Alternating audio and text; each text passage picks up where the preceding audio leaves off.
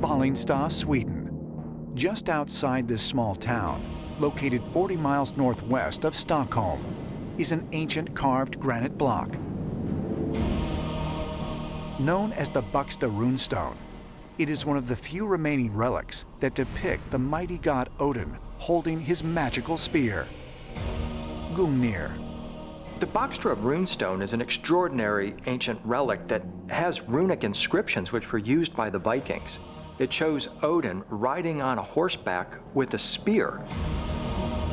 So one of the things we find with the Norse gods is they each have remarkable possessions, and among those is a spear that Odin claims for himself called Gungnir.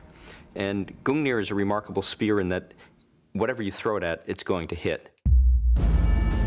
According to Viking or Norse mythology, Odin's spear was made by the sons of Ivaldi, the very same creatures who built the ship Skidbladnir. They imbued the spear with special properties that not only made it incredibly accurate, but gave it immense power. Gungnir was some kind of high-tech weapon. No matter who he threw it at, it would hit it. Like some laser-guided cruise missile or something like that.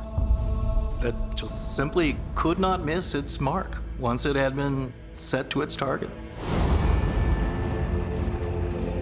And we know that when he uses this in war, it always reaches its target. This is not something which is simplistic. This is something which clearly is advanced weaponry. And to find that a deity has this at his disposal can be read in two things. One, it is all made up, or two, it is actually factual. And today we know that there are such weapons. Precision weapons like laser-guided bombs, cruise missiles, and satellite-guided munitions are staples in the world's most sophisticated military arsenals. Is it possible that Odin possessed similar technology?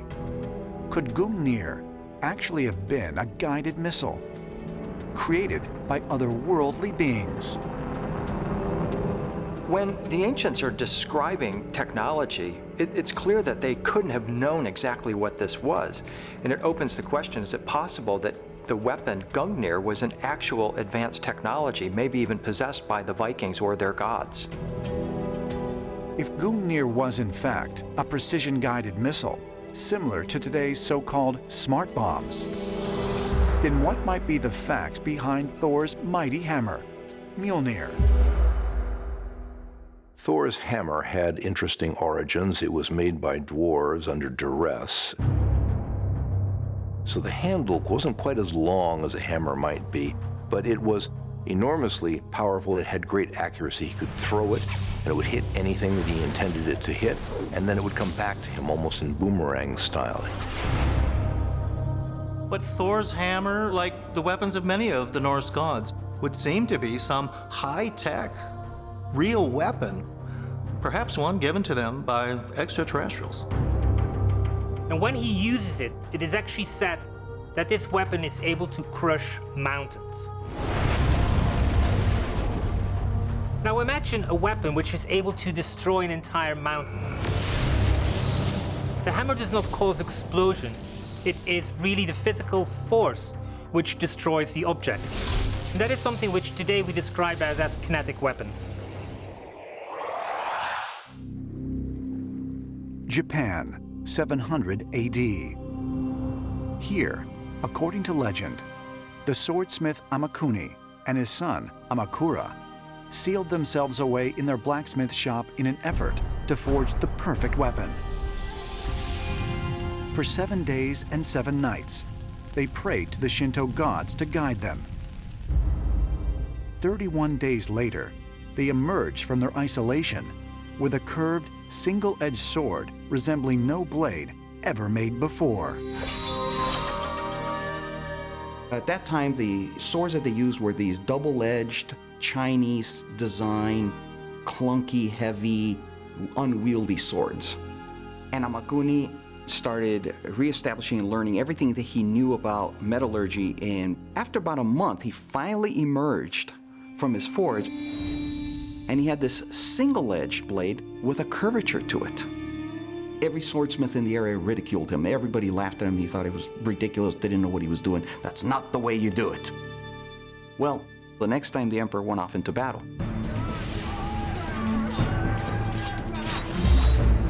when he came back, Amakuni stood on his front porch and he started counting the blades.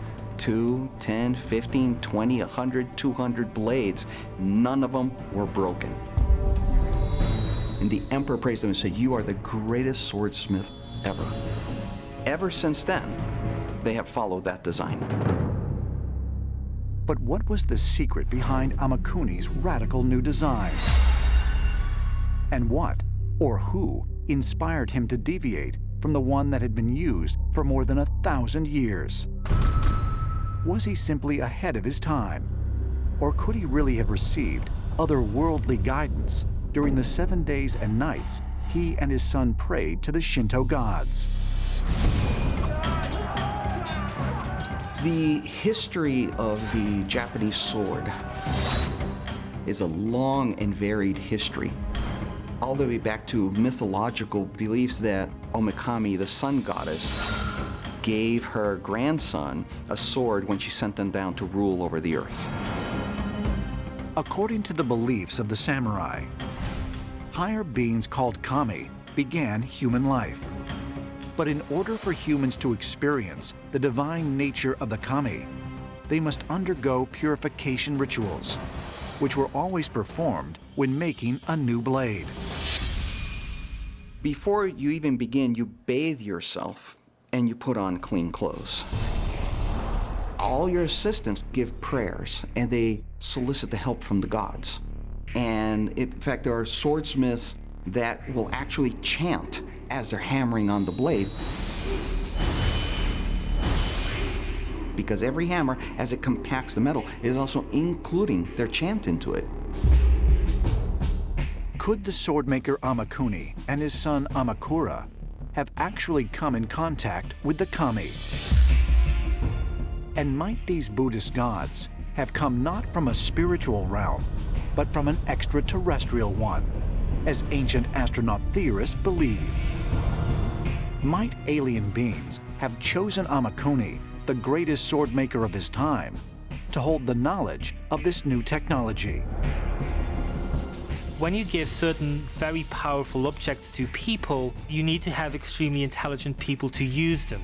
And so what we find everywhere is that even if the gods had given the most extraordinary machine, including fire or any other piece of technology, you would have to have somebody able to operate it, a highly trained human being. Another example of Amakuni's work, the Kogarasu Maru blade, the most legendary sword in Japanese history, resides in the Japanese Imperial Collection. But modern scholars and scientists have had difficulty in figuring out the secret to its amazing strength. The famous stories are always, of course, the Japanese steel used for the samurai blades has been very hard to reproduce because some of these processes can be incredibly sensitive to the exact detail of the temperature. Some of its features are just its flexibility and the way they were able to fold it over and over, and its incredible strength and its resistance to oxidation, which is what you really need to keep something sharp. Could the fact that modern sword makers have been unable to achieve the same quality as Amakuni's blades be further evidence that he was trained by a more advanced race of beings?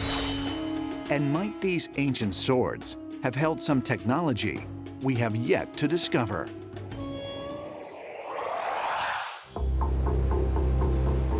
May 2010, off the coast of California. A powerful new weapon shoots down unmanned aerial drones during secret testing carried out by the U.S. Navy. Firing from a warship at a distance of nearly 2 miles, a ray of intense laser energy burns through targets traveling at speeds of more than 300 miles per hour. But is it possible that such so-called death rays could have been used before, perhaps in ancient times? I am quite convinced that there have been in the past advanced civilizations on Earth that did have such things as the so-called death ray. Whether it was used as a weapon or whether it was just observed being used is a very, very open question.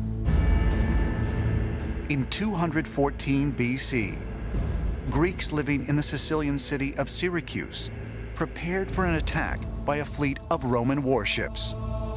Though outnumbered by a superior military force, ancient texts suggest that Syracuse was well defended by a mysterious and powerful new weapon.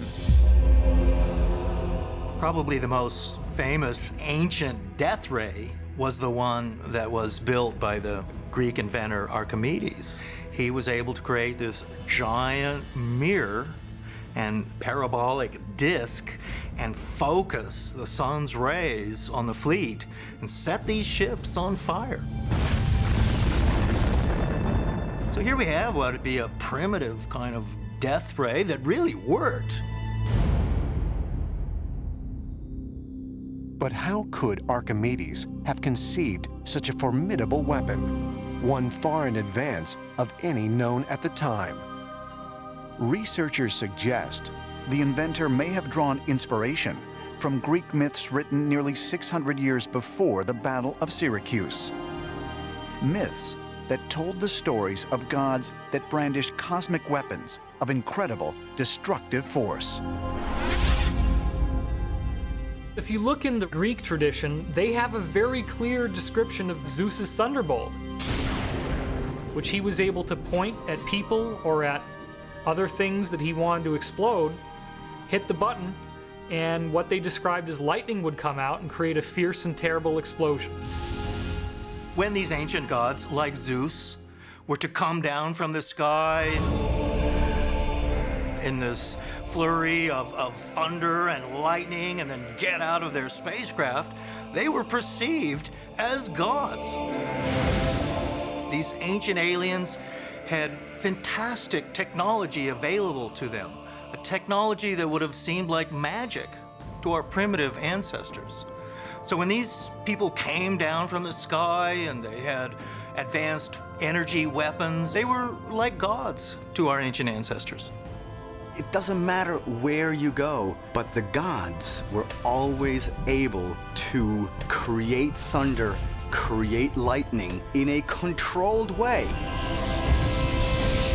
In ancient India, we have the gods holding the dorjes sometimes like this, and it looks as if some type of a directed energy beam comes directly out of the front to vanquish the enemy, to destroy him, to incinerate him. But if death ray type weapons had been used in ancient times, might there be some sort of tangible proof? Perhaps there is. Here, scattered throughout the Scottish countryside, can be found numerous ancient ruins. Many appear to have been forts or other enclosures, dating back thousands of years. Remarkably, they also appear to have been subjected to fire and heat, so intense it practically turned the stone structures into glass. It's a process more scientifically known as vitrification.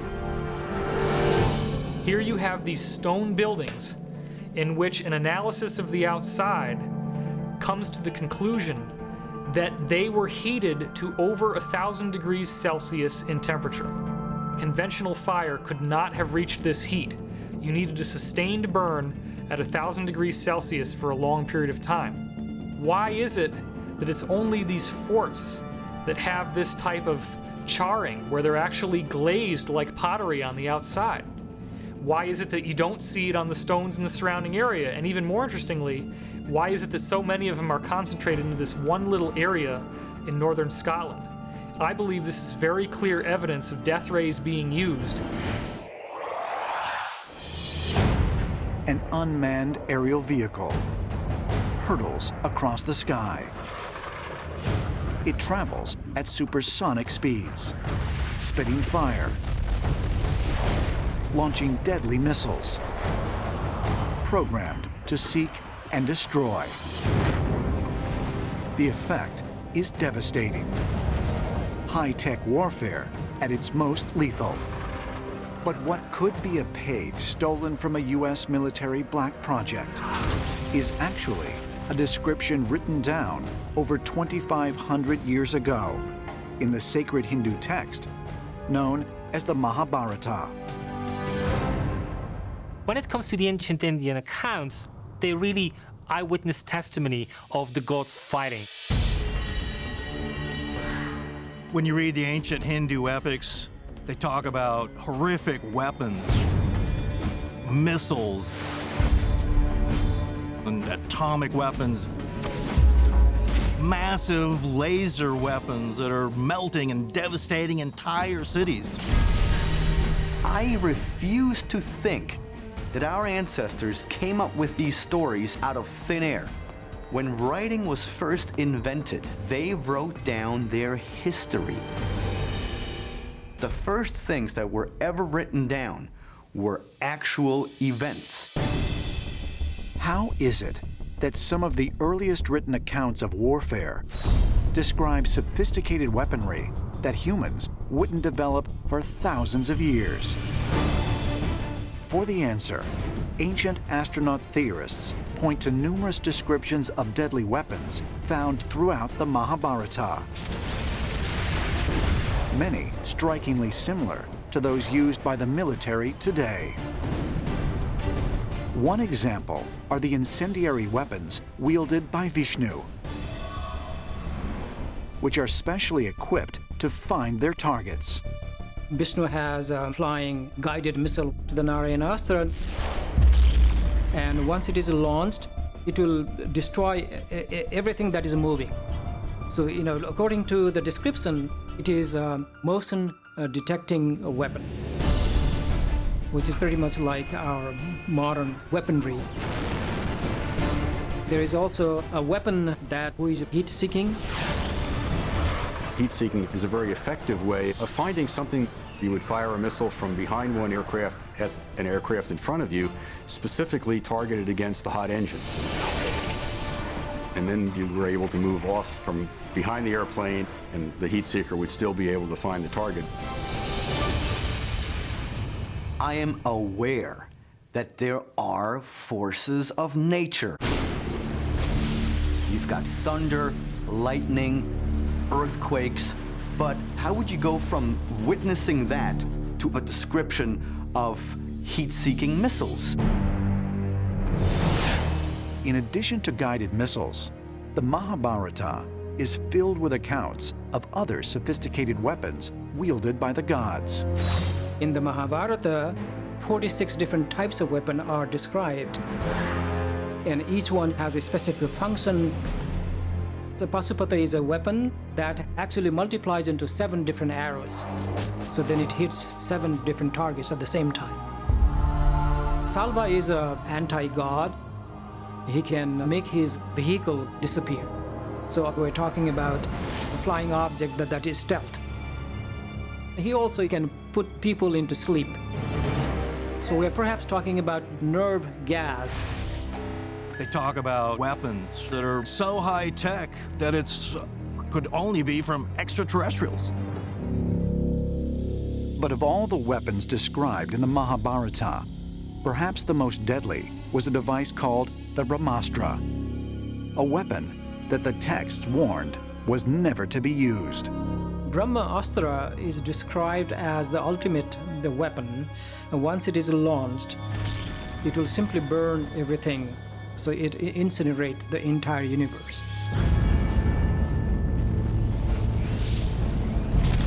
We're talking about a nuclear blast, 100-fold magnitude of the bomb that we have seen or experienced in our own times. Should never be used. And yet, someone was going to make use of that Brahmastra. So that's the dilemma that the book talks about in the Mahabharata. India now has a rocket program, and one of their rockets is called Shakti. Shakti means goddess energy. This is also another divine weapon. Indians are now sort of going back to their text, or rather mythology, and reliving it by their modern technology.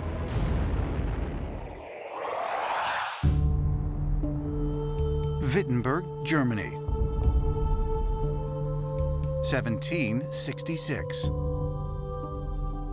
Astronomer Johann Daniel Titius proposes that there is a consistent pattern in the layout of the planets of our solar system, except for one highly unusual anomaly. The distribution of the planets in the solar system has always been a puzzle. They seem to be spaced out according to some sort of mathematical arrangement, but there's a big gap between Mars and Jupiter. And when you look there today, what we see is the asteroids, lots and lots of rocky fragments.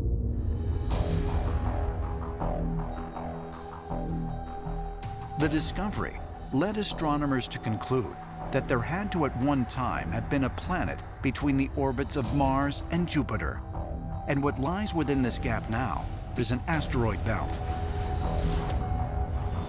Many scientists speculate that these asteroids are the remnants of a world that was destroyed thousands of years ago by some cosmic collision.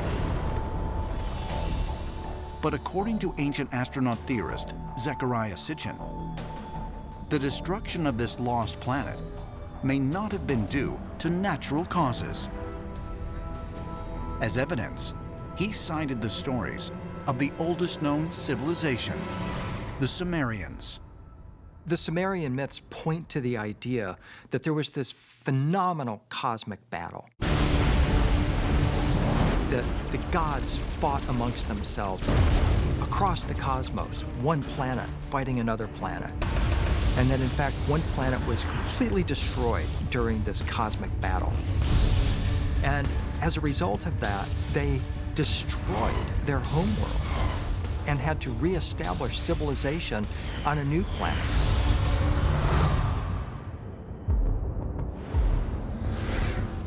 Is it possible that there was once a planet between Mars and Jupiter that was home to intelligent life?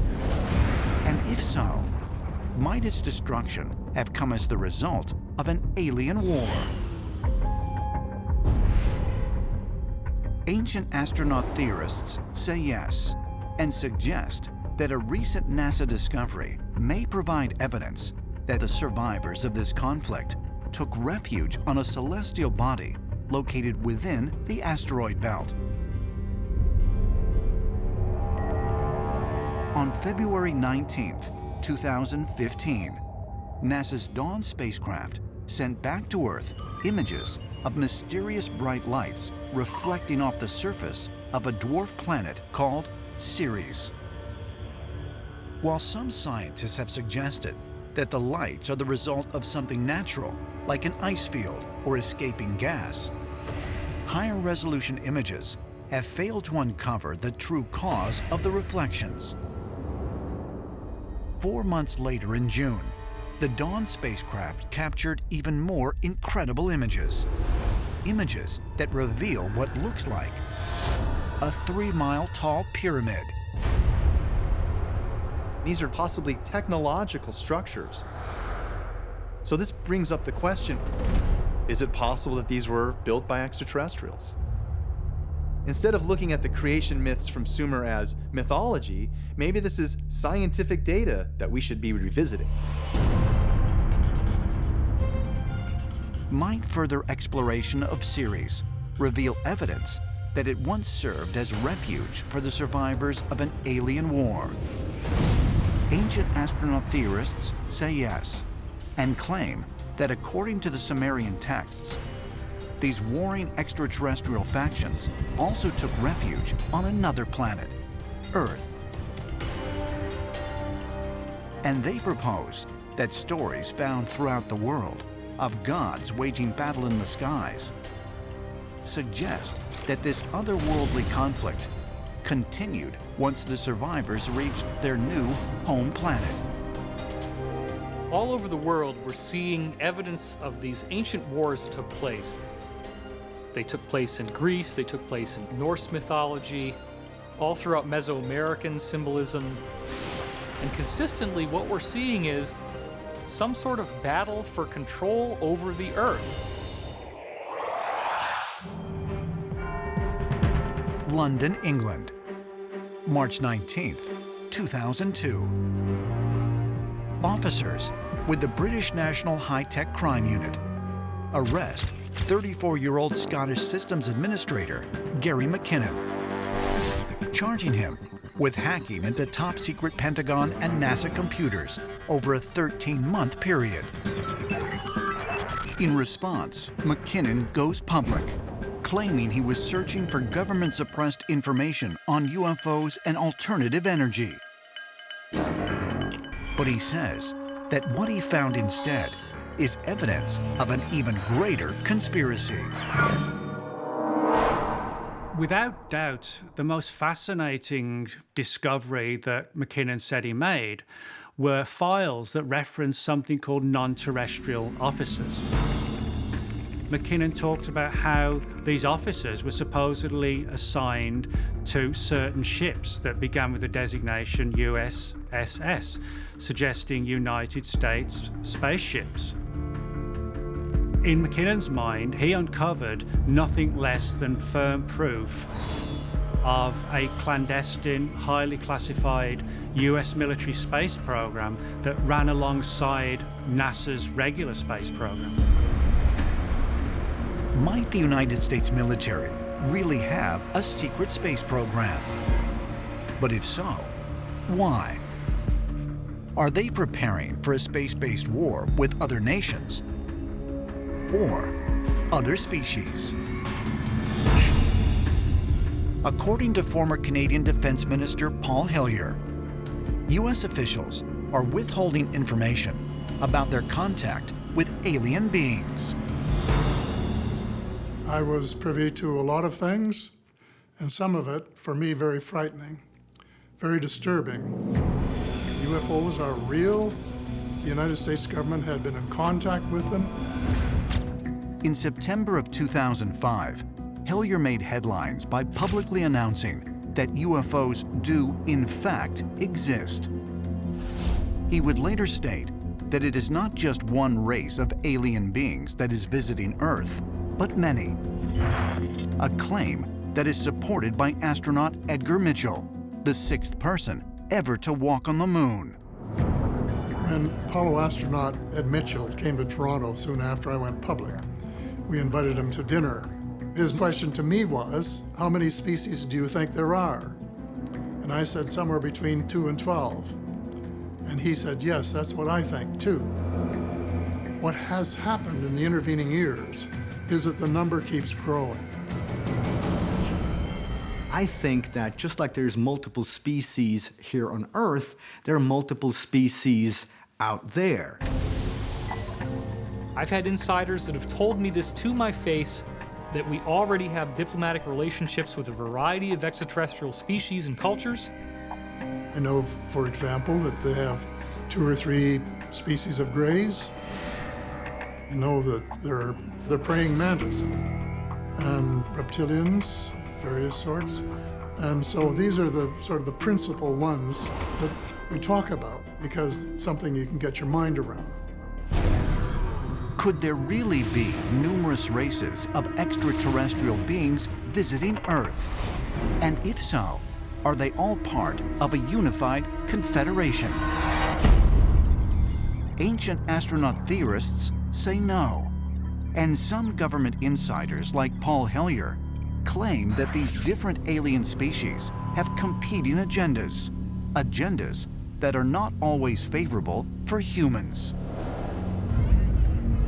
I think there is a worrisome situation that we have to look at very quickly, and that is whether or not 1 or 2 of them might covet some of our territory and might, as a result of that, want to reduce the human population. Are they interested in our best interests, or are they interested in their best interests? In which case, we should find out about it before it's too late. Mount Olympus, Greece. Rising over 9,500 feet, this sacred mountain is the 2nd tallest in the Balkan Peninsula. According to ancient myth, it was also the chosen home of immortal deities known as the Olympians. Mount Olympus hides a particularly mysterious abode where the gods live in perfect immortal repose for all of their existence. Even nowadays, clouds gather around the top of it. That's where it is assumed that the abode of the gods was, up in the clouds that you weren't able to see. Mount Olympus was viewed as sacred by the ancient Greeks, and the city of Dion, located at the foot of the mountain, became a major center of pilgrimage and religious worship in the 5th century BC. Dion was at the base of Mount Olympus, and it was believed to be a power spot. 4th century BC, Alexander the Great came to Dion before launching off on his vast conquest of Asia.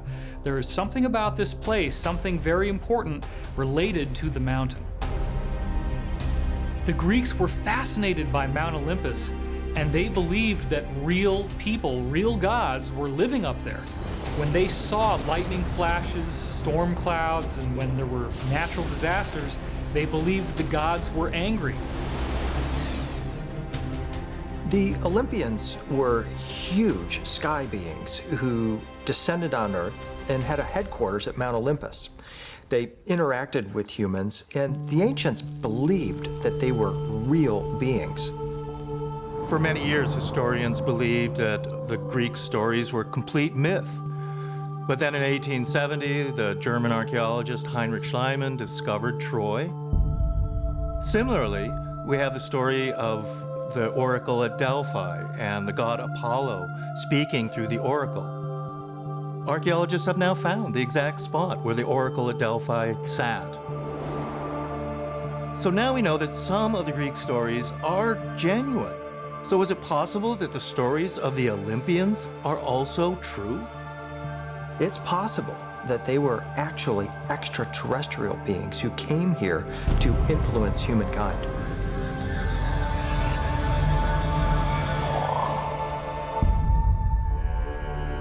Could the myths of ancient Greece be true?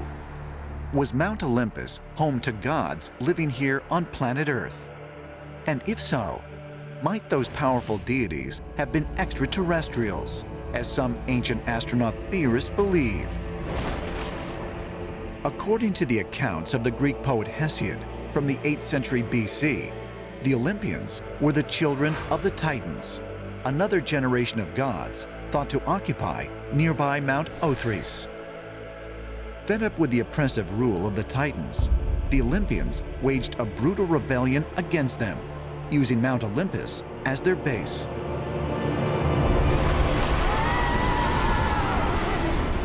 The command was done from the mountains, and the battle took place on the plains between the mountains. And the battle went on and on. The Olympians prevailed, finally capturing the Titans. Whenever we have references to Mount Olympus, it is described to be this magnificent palace, and the temple walls were always gleaming of gold or gleaming with silver, and a lot of little lights that they described as jewels, some blinking lights and all those things. Well, if you look at that from a modern perspective, what if Mount Olympus and Mount Othrys were basically the command posts where the Olympians and the Titans drew up their battle plans? And when I say command posts, I'm talking about a functioning military outpost in the mountains for an all-out war between extraterrestrials.